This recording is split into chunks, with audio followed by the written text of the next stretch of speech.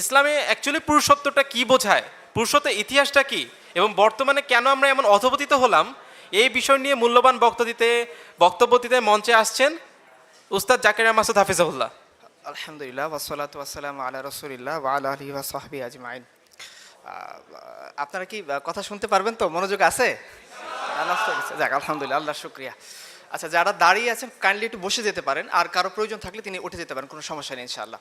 Relax মোডে বসেন, যাতে অল্প কিছু সময় আলোচনা হলে সেটা যাতে আমরা বুঝতে পারি ইনশাআল্লাহ।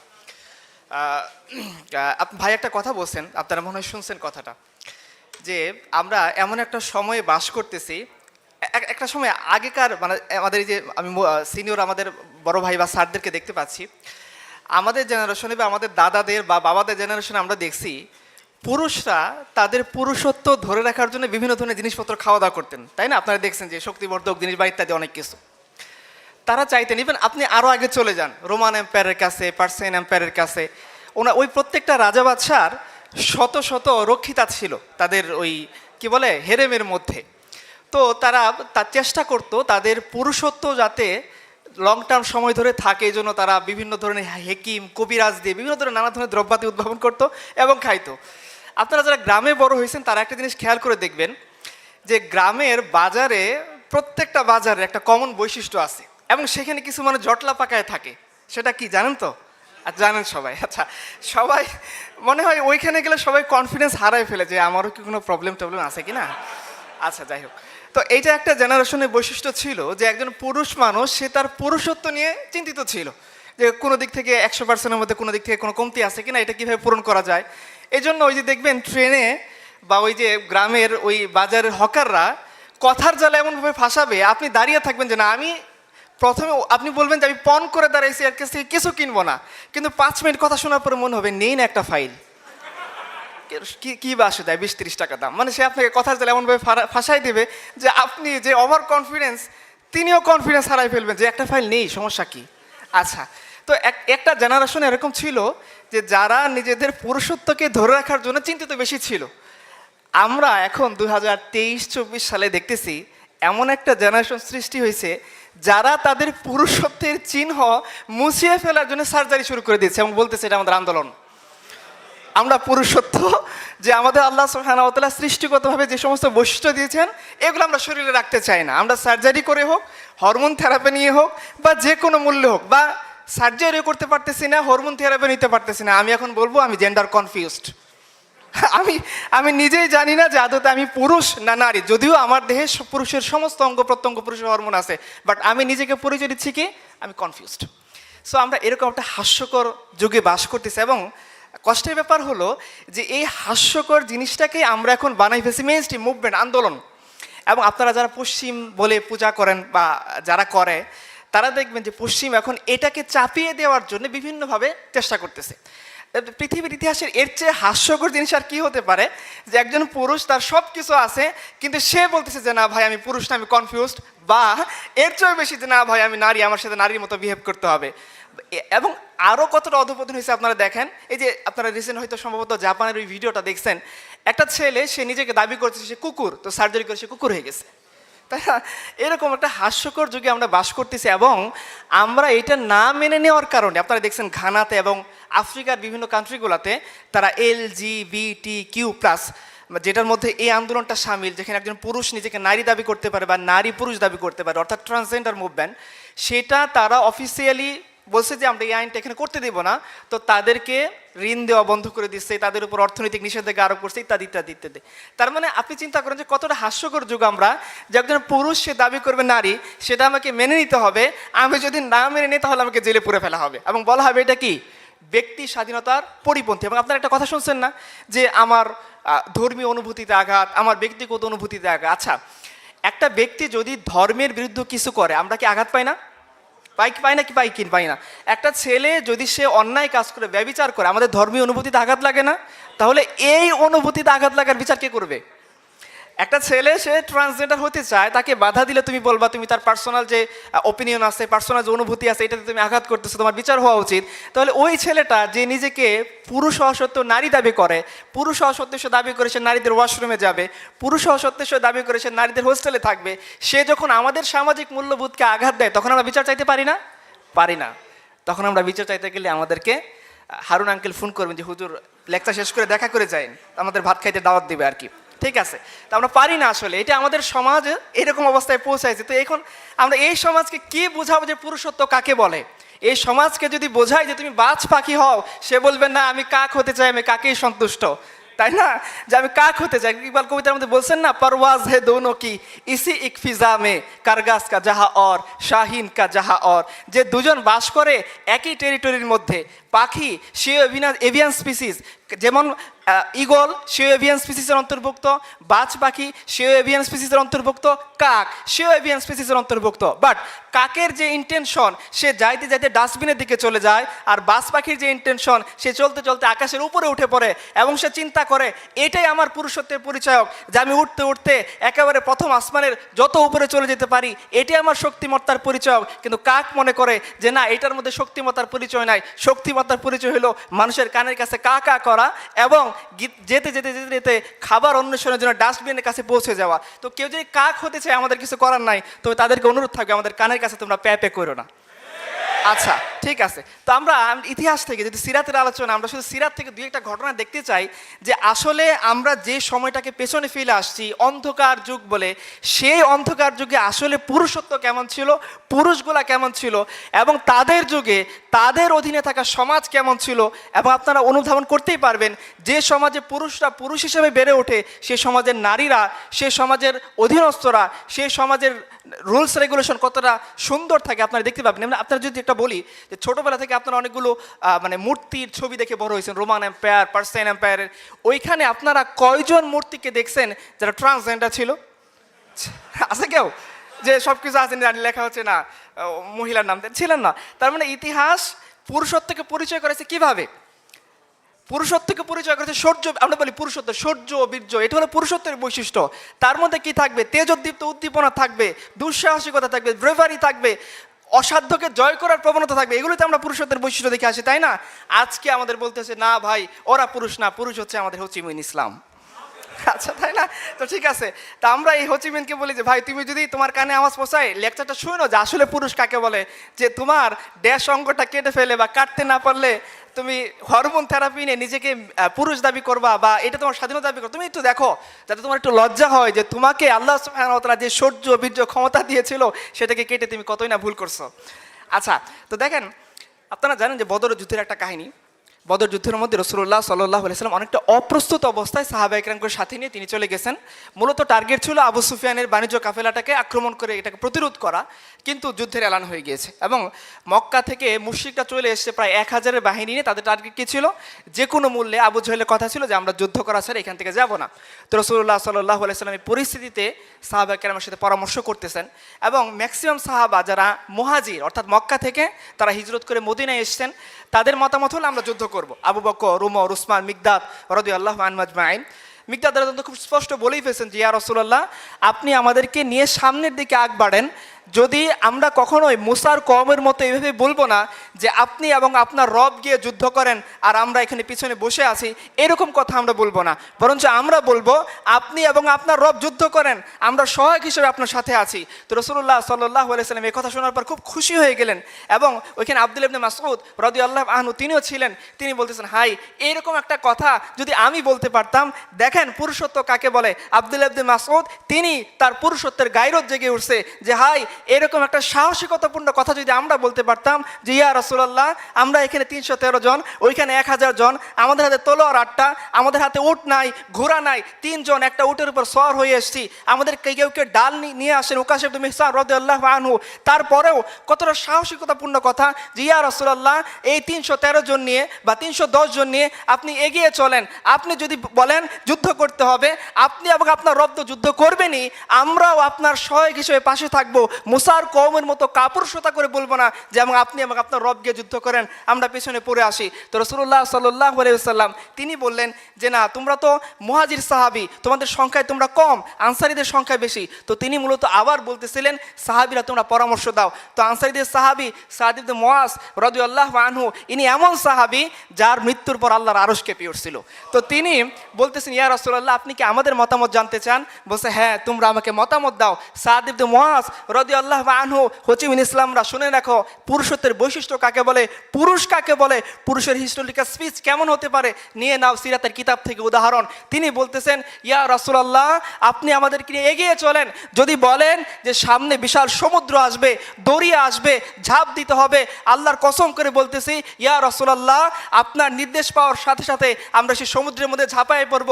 ইয়া রাসূলুল্লাহ, শুধু সমুদ্র না, যদি সামনে বিশাল কোনো অগ্নিকুণ্ড থাকে আর আপনি যদি নির্দেশ দেন যে অগ্নিকুণ্ড পার হয়ে শত্রুর মোকাবেলা করতে হবে, ইয়া রাসূলুল্লাহ, আমরা কথা দিচ্ছি যে আমরা আমাদের যে ওয়াদা বায়েত আকাবার দিন আপনার সাথে করেছিলাম যে আপনাকে আমৃত্যু আমরা সাপোর্ট দিয়ে যাব, আমরা ওইভাবে আপনাকে রক্ষা করব যেভাবে আমরা আমাদের পরিবার পরিজন, আমাদের বিবি বাচ্চাকে রক্ষা করে থাকি। ইয়া রাসূলুল্লাহ, আমরা সেই ওয়াদার উপর এখন ঐক্যবদ্ধ আছি, এখনো সেই ওয়াদা আমাদের স্মরণে আছে।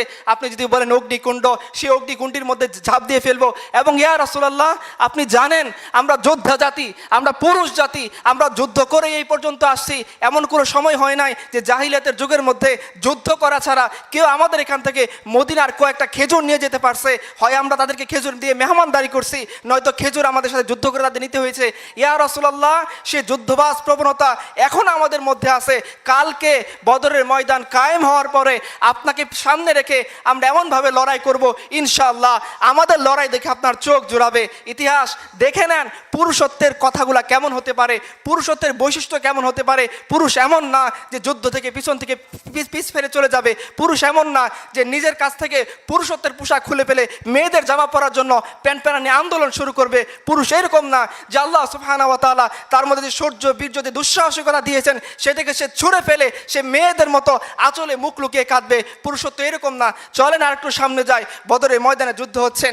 আমাদের আপনারা জানেন সাহাবীদের মধ্যে অনেক বড় একজন ধনী সাহাবী ছিলেন আব্দুর রহমান ইবনে আউফ রাদিয়াল্লাহু আনহুম।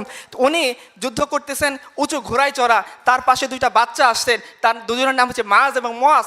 দুইজনকে বাচ্চাকে দেখে তিনি বলতেছিলেন, হাই যুদ্ধের এই কঠিন মুহূর্ত, সামনে দুঃসাহসিক বাহিনী, আমাদের রসুল তার আক্রমণ করতেছে, আমরা লড়াই করতেছি।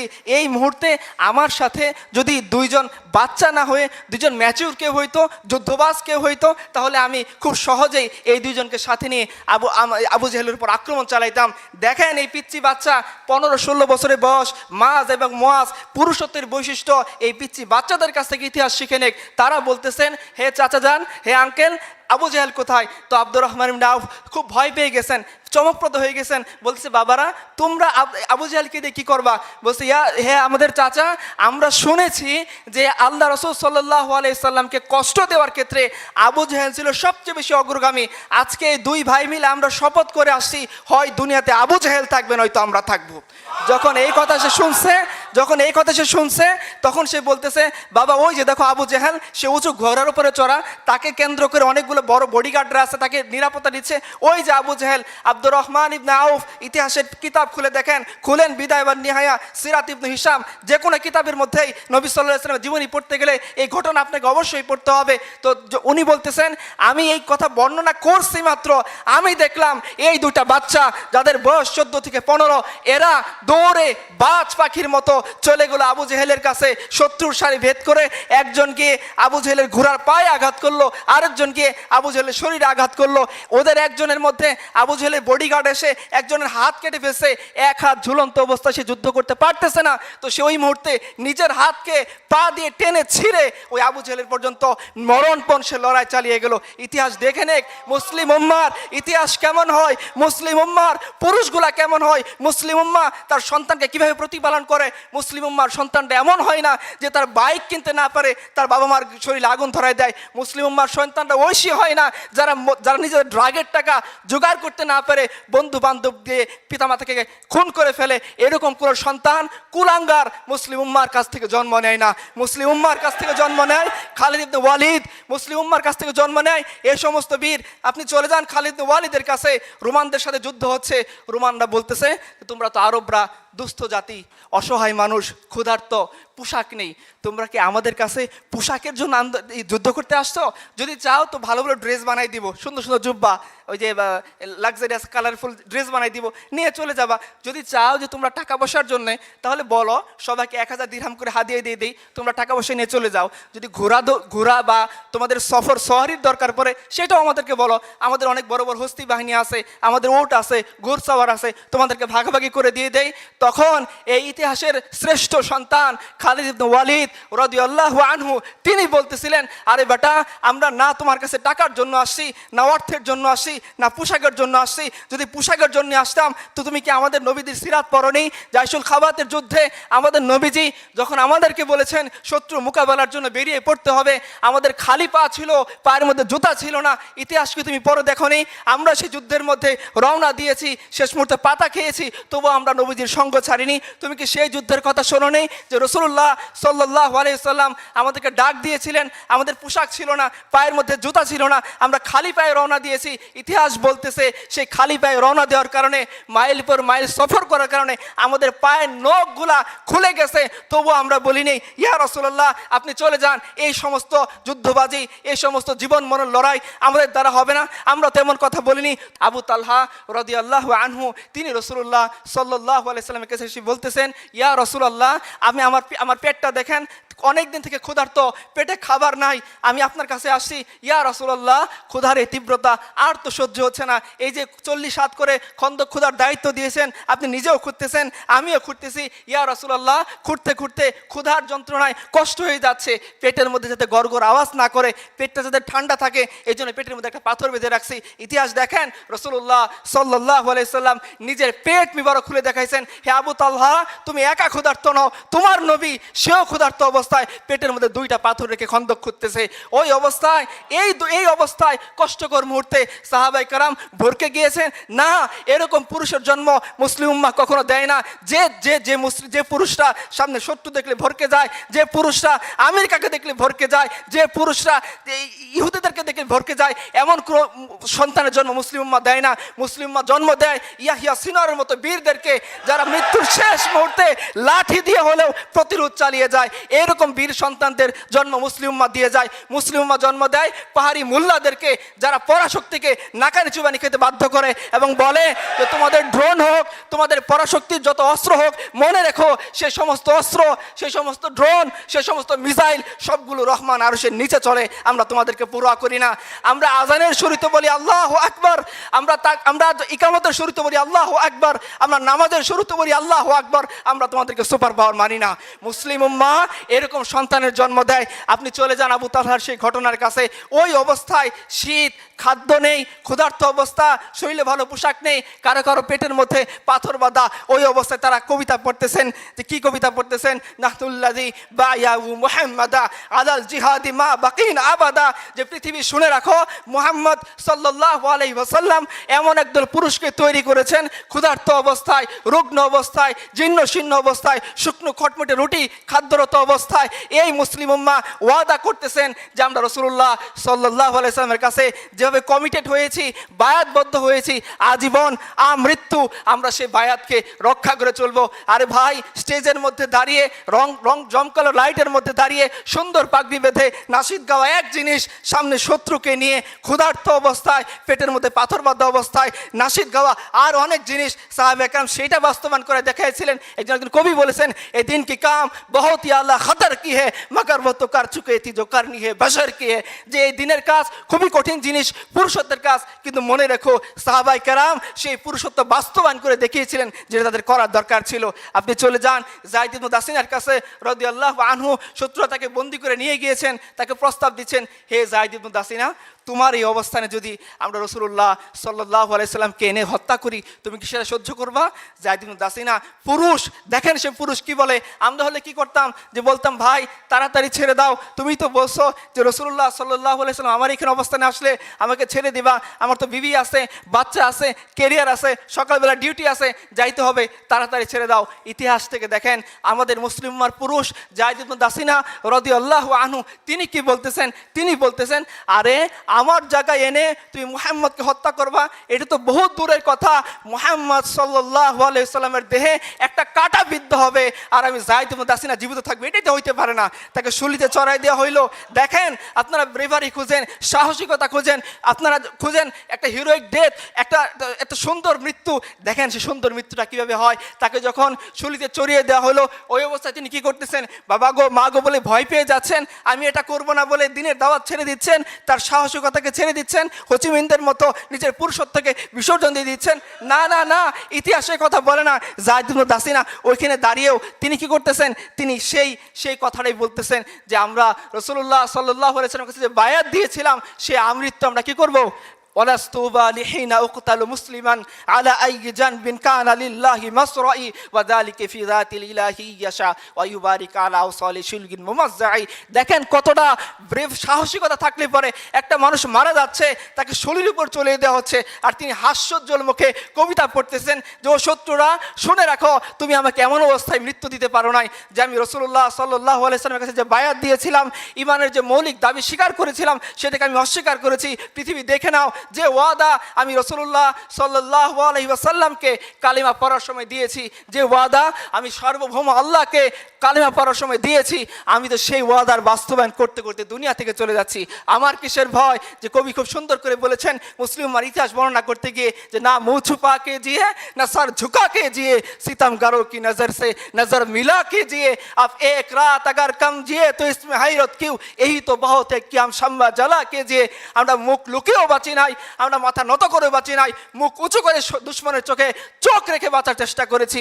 হয়তো হইতে পারে আমি একদিন কম বাঁচবো, তাতে কি বা আসা যায়, আমি মৃত্যুর শেষ দিন পর্যন্ত সত্যকে নিয়ে বেঁচেছি, এটাই পুরুষত্বের পরিচয়। আপনি চলে যান হারিস ইবনে মিলহান রাদিয়াল্লাহু আনহুর কাছে, তাকে দুশ্মনেরা বর্ষা নিক্ষেপ করে পেটকে এফুর ওফুর করে দিয়েছে। আমরা হলে কি করতাম, মৃত্যুর যন্ত্রণায় চিৎকার করতে থাকতাম, ভয় পেয়ে যেতাম, মনে হতো প্রিয় বিবির কথা, ছোট ছোট সন্তানগুলোর কথা, নিজের সংসারের কথা, ক্যারিয়ারের কথা, কালকের পর দিন পরশুদিনের বিশেষ পরীক্ষার কথা। না না, হারিস ইবনে মিলহান রাদিয়াল্লাহু আনহু এগুলো কিছুই স্মরণ করেনি। তিনি একজন পুরুষের মতো শত্রুর চোখে চোখ রেখে বলতেছিলেন ফুজ্জু রব্বিল কাবা, কাবার রবের শপথ আমি সফল হয়ে গিয়েছি। আমি যে মৃত্যু চাই সেই মৃত্যু তুমি আমাকে সহজ করে দিয়েছ। আমি এমন মৃত্যু চাই না যে মৃত্যু কোনো মানুষের গোলামি করতে করতে শেষ হয়ে যায়। আমি এমন মৃত্যু চাই না যে মৃত্যু কোনো হসপিটালের আইসিইউতে নাকে নল, চোখে নল, পিছন দিকে রাস্তায় নল, খাবারের রাস্তায় নল, হাতে পায়ে চতুর্দিকে অসংখ্য তার লাগানো, এরকম কোনো ডেথ মৃত্যু আমি চাই না। আমি যে মৃত্যুকে কামনা করতাম সেই মৃত্যু আল্লাহ সুবহানাহু ওয়া তাআলা তোমার মাধ্যমে আমাকে দিয়েছেন। এবং শুনে রাখো দুশ্মনেরা, এই মৃত্যুর মাধ্যমে আমি নাকাব হইনি, আমি সফলতার রাস্তা থেকে দূরে সরে যাইনি, বরঞ্চ তুমি সেই সফলতার রাস্তাকে আমার জন্য সহজ করে দিয়েছো। আপনি দেখেন সেই মৃত্যু, সেটাই সেই হিস্টোরিক্যাল পথ আমাদের জন্য বাতলে যাওয়া, আমাদের পূর্ববর্তী সেই পথ, যে পথকে আমরা ভুলে গিয়েছি। এই জন্য একবার খুব সুন্দর করে বলেছিলেন এ গাজী এ তেরা পুরস্রার বন্দে जिन्हें तूने बख्शा है ज़ौक़े खुदाई, दो नेम इनके ठोकर से सहरा व दरिया, सिमट कर पहाड़ इनके हाइबत से राई, दो आलम से करती है बेगाना दिल को, अजब चीज़ है लज्जत आशनाई, शहादत है मतलूब व मकसूद व मोमिन, न माले गनीमत न किशवार कुशाई। পৃথিবীকে তারা সাহাবায়ে কেরাম দেখিয়ে দিয়েছেন না মালের জন্যে, না দৌলতের জন্যে, না সম্পদের জন্য আমরা লড়াই করেছি।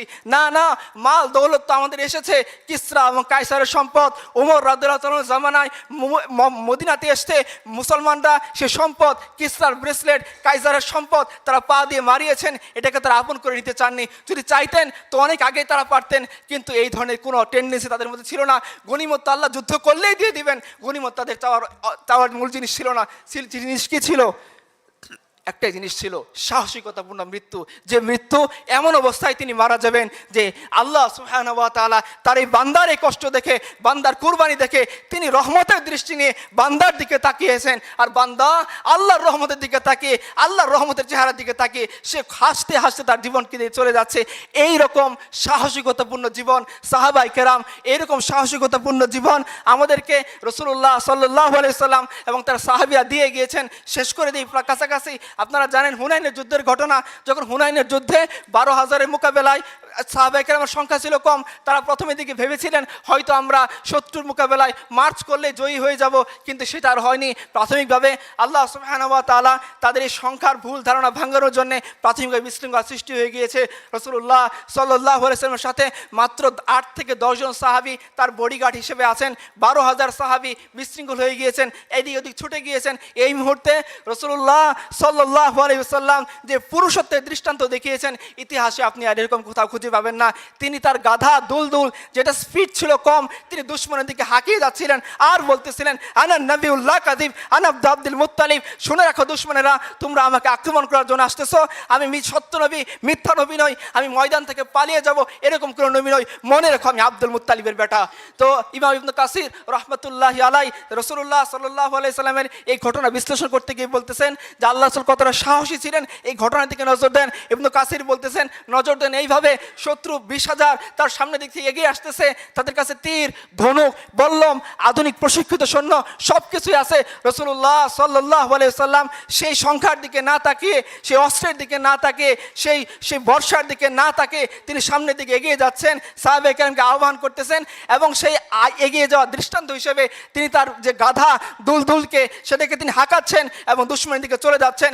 এবং ওই সংকটপূর্ণ মুহূর্তে রাসূলুল্লাহ সাল্লাল্লাহু আলাইহি সাল্লাম জীবনে ছন্দবদ্ধ কথা খুব কমই ব্যবহার করছেন, কিন্তু ওই সংকটপূর্ণ মুহূর্তে রাসূলুল্লাহ সাল্লাল্লাহু আলাইহি সাল্লাম তার রবের ক্ষমতার দিকে তাকিয়ে এতটা দুঃসাহসী ছিলেন যে ওই মুহূর্তে তিনি মুখ দিয়ে কবিতা পড়তেছিলেন। কি পড়তেছিলেন? আনা নবিউল্লাহ কাযিব আনা আব্দুল মুত্তালিব, যে শুনে রাখো আমি কোনো ভণ্ড নবী নই, আমি সত্য নবী, আমার রব আমাকে ওয়াদা করেছেন যতক্ষণ পর্যন্ত এই দিন জমিনের বুকে গালেব না হবে, জাজিরাতুল আরবে আমি আমার শত্রুর উপর জয়ী না হব, ততক্ষণ পর্যন্ত আমি মারা যাব না, ততক্ষণ পর্যন্ত আমার রব আমাকে নিহত করবেন না, দুনিয়া থেকে নিয়ে যাবেন না। কাজে তোমরা যতই আক্রমণ করো, যতভাবেই এগিয়ে আসো, আমি এই সমস্ত কিছুকে ভয় পাই না। এবং সাহাবায়ে কেরামকে নির্দেশ দিচ্ছেন, ও আমার সাহাবীরা, তোমরা আমাকে কেন্দ্র করে লড়াই করো, যুদ্ধ করো, ইনশাআল্লাহ আল্লাহ তোমাদেরকে বিজয় দিবেন। সাহাবায়ে কেরামের সেই হিস্ট্রি আপনারা জানেন যে তারপরে সাহাবায়ে কেরামের বিজয় আসেন। শেষ করে দিচ্ছি আরেকটা ঘটনা বলে, আব্দুল্লাহ ইবনে ওমর রাদিয়াল্লাহু আনহু মুতার যুদ্ধে শরীক ছিলেন। মুতার যুদ্ধে 3 জন সেনাপতি প্রথম রাসূলুল্লাহ সাল্লাল্লাহু আলাইহি ওয়াসাল্লাম নিযুক্ত করেছেন, তার মধ্যে ছিলেন জাফর ইবনে আবু তালিব, রাসূলুল্লাহ সাল্লাল্লাহু আলাইহি ওয়াসাল্লামের চাচাতো ভাই, কলিজার টুকরা। আপনারা জানেন জাফর ইবনে আবু তালিব যখন তিনি হাবশা থেকে ফিরে আসলেন মদিনায়, তো রাসূলুল্লাহ সাল্লাল্লাহু আলাইহি ওয়াসাল্লাম বলতেছিলেন যে এই জাফরের ফিরে আসা না যুদ্ধ জয়, আমি জানি না আমি কোনটার কারণে বেশি খুশি। এত বেশি তিনি রাসূলুল্লাহ সাল্লাল্লাহু আলাইহি ওয়াসাল্লাম তাকে ভালোবাসতেন, কাছের মানুষ ছিলেন, চাচাতো ভাই ছিলেন, ছোটবেলা থেকে রাসূলুল্লাহ সাল্লাল্লাহু আলাইহি ওয়াসাল্লামের পাশে বড় হয়েছিলেন। তাকে তিনি মুতার যুদ্ধের 2 নম্বর সেনাপতি বানিয়ে পাঠিয়েছেন। প্রথম একজন ছিলেন কি যায়েদ ইবনে দাসিনা, যায়েদ রাদিয়াল্লাহু আনহু, তো ওনাকে পাঠানো হয়েছে। এবং দ্বিতীয় নম্বরে ছিলেন কে? জাফর ইবনে আবি তালিব। তৃতীয় নম্বরে ছিলেন আব্দুল্লাহ ইবনে রাওয়াহা। পৃথিবী দেখে নেক যে পৃথিবী যে পুরুষত্বের পরিচয় চায়, সেই পুরুষত্বের পরিচয় এখানে কিভাবে পাওয়া যায়, যে রাসূলুল্লাহ সাল্লাল্লাহু আলাইহি ওয়াসাল্লাম এই সাহাবী যুদ্ধের মধ্যে এমনভাবে সাহসিকতার সাথে লড়াই করেছেন। আব্দুল্লাহ ইবনে ওমর সে যুদ্ধের মধ্যে শরীক ছিলেন। তিনি বলতেছেন যে আমি যখন জাফর ইবনে আবি তালিব রাদিয়াল্লাহু আনহু শহীদ হয়ে গেলেন, আমি তার কাছে গেলাম, গিয়ে তার আঘাত গণনা করলাম, আমি দেখলাম তার শরীরে 90টিরও বেশি আঘাত। আব্দুল্লাহ ইবনে ওমর বলতেছেন, আল্লাহর কসম একটা আঘাতও তার পিছন দিক থেকে ছিল না, সবগুলো আঘাত ছিল সামনের দিক থেকে। তিনি সমস্ত শত্রুর যে আক্রমণ ছিল পুরুষের মতো করে বুক পেতে তিনি সেটা গ্রহণ করতেছিলেন এবং দুশমনের দিকে এগিয়ে যাচ্ছিলেন। এভাবেই তিনি আল্লাহর দরবারে তিনি শাহাদাতের নজরানা পেশ করেছেন। এটাই হলো পুরুষত্বের পরিচয়। পুরুষত্ব এটা না যে হরমোন নিয়ে যে সার্জারি করে নিজের কাছ থেকে পুরুষত্বের সমস্ত সিমটমগুলো মুছে ফেলতে চায়। পুরুষত্ব এরকম না।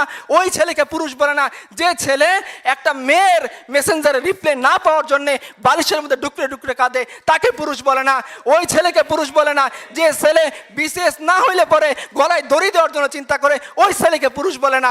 ওই ছেলেকে পুরুষ বলে না যে জওয়ানির মধ্যে জওয়ানি মিটানোর জন্য রাস্তায় রাস্তায় দাঁড়িয়ে মেয়েদের সাথে ইফটিজিং করে, ওকে পুরুষ বলে না। আর বেটা তুমি যদি পুরুষ হও 4টা বিয়ে করো, মজমাস্তি করো বউয়ের সাথে, কবিতা লেখো বউয়ের সাথে, পারলে দায়িত্ব নাও, নিয়ে দেখাও তোমার পুরুষত্বের পরিচয় কতখানি। পারলে দিনের দায়িত্ব নাও, নিয়ে দেখাও তোমার পুরুষত্বের পরিচয় কতখানি। পারলে উম্মার দায়িত্ব নাও, খালিদ ইবনে ওয়ালিদ হও, আমরা তোমার ইমামতি মেনে নিব, দেখি তোমার পুরুষত্বের দায়িত্ব কতখানি। আর যদি না হয় তাহলে তোমার এই পুরুষত্বের প্যান পানি বন্ধ করো। ইতিহাস তোমাকে মনে রাখবে না, ইতিহাস মনে রাখবে খালিদ ইবনে ওয়ালিদকে, ইতিহাস মনে রাখবে জাফর ইবনে আবু তালিবকে, ইতিহাস মনে রাখবে আবু বকর উমরকে, যে উমর পারস্যের সামনে দাঁড়িয়ে চোখে চোখ রেখে কথা বলেছিলেন। ইতিহাস মনে রাখবে রিবি ইবনে ইবনে আমরকে, যিনি রুস্তমের সামনে দাঁড়িয়ে বলেছিলেন যে রাসূলুল্লাহ সাল্লাল্লাহু আলাইহি সাল্লাম তিনটা অপশন আমাদের সামনে দিয়েছেন, হয় ইসলাম কবুল করো, শান্তিতে থাকবা, রুস্তম বলছে পারবো না, তাহলে অপশন 2 তুমি আমাদেরকে জিজিয়া দিবা, আমাদের অধীন হয়ে যাবা। রুস্তম বলছে পারবো না, তো অপশন নাম্বার 3 তলোয়ার সমাধান করবে তোমার এবং আমার মধ্যে, হয় তুমি জীবিত থাকবা না আমি জীবিত থাকবো। যদি এরকম হয়, দেখি কে জো বাইডেনের সামনে দাঁড়িয়ে এরকম সাহসিকতাপূর্ণ উক্তি করতে পারেন, তবেই আপনারা বললেন যে আপনাদের উম্মারা পুরুষ। আমরা আমাদের উম্মার কথা বলতেছি, যারা জো বাইডেনের চেয়েও ক্ষমতাশীল দাপটশালী সভ্যতার সামনে দাঁড়িয়ে বলেছিলেন তলোয়ার তোমার এবং আমার মধ্যে সমাধান করবে। যদি এরকম না হয়, তাহলে তোমরা অন্য কোনো পুরুষের উদাহরণ আমাদের কাছে এনো না।